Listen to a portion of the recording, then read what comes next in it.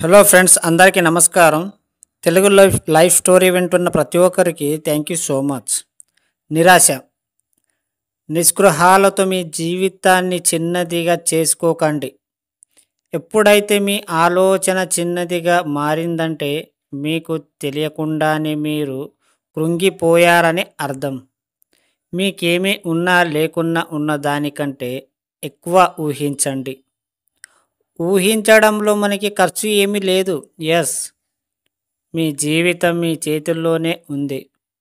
మీరు ఎలా మలుచుకున్నారనేదే మీ ఇష్టం. మీరు ఎప్పుడు ఆర్థిక పుష్ట కలిగి ఉండాలని మనస్ఫూర్తిగా కోరుకోండి.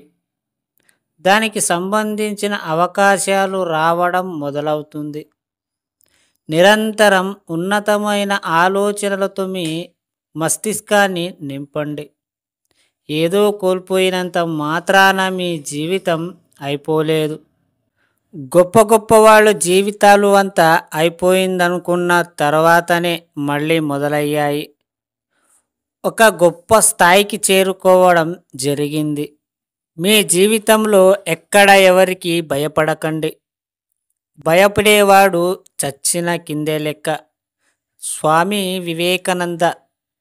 ప్రతిరోజు మీ ఉజ్వల భవిష్యత్తు గురించిన ఆలోచనలపైనే దృష్టి పెట్టండి.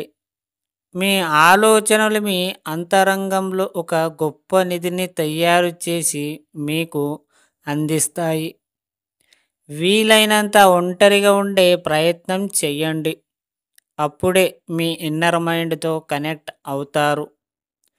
మీ మనసు చెప్పిందే మీరు చెయ్యండి. ఈ ప్రపంచంలో ఎవరి మాట వినకండి. అద్భుతమైన కళతో మీ జీవితాన్ని సాకారం చేసుకోండి. అందరూ మీ వైపు చూసేలా మలుచుకోండి. మీరు ఒంటరిగా ఉన్నప్పుడు మీకు మీ మైండ్ మాట్లాడటం మొదలవుతుంది. అప్పుడు మీరు ఒంటరిగా ఉన్నప్పుడు మీరు కేవలం ఖాళీగా కూర్చోండి.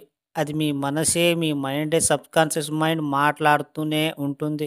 మీరు ఏమి చేయకండి, జస్ట్ ఖాళీగా కూర్చోండి. అది ఏమేమి చెబుతుంది అనేది మాత్రమే వినండి.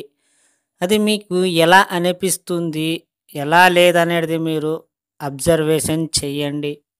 అంతవరకు మీరు సైలెంట్గా ఉండండి. అది ఎన్ని మంచి చెబుతుంది, ఎన్ని చెడుగా చెబుతున్నాయి అనేది మీరు కొంచెం గమన పెడితే మీకు అర్థమవుతుంది అది ఎంతవరకు కరెక్టో కాదో అని.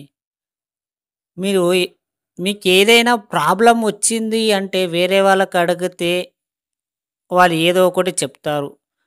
కానీ మీరు మీ మనసుకి అడిగి చూడండి. మీ సబ్కాన్షియస్ మైండ్ని అడిగి చూడండి. అది ఎలాగంటే మీ జస్ట్ ఏమి అనకండి, జస్ట్ ఖాళీగా కూర్చోండి. మీ ఇన్నర్ మైండ్కి సమాధానం అడగండి. ఇప్పుడు నేను ఈ సమస్యకు పరిష్కారం కావాలి, ఇప్పుడు నాకు పరిష్కారం ఇవ్వమని మీరు అడిగి సైలెంట్గా ఉండండి. అది ఏదో ఒకటి చెప్తూనే ఉంటుంది.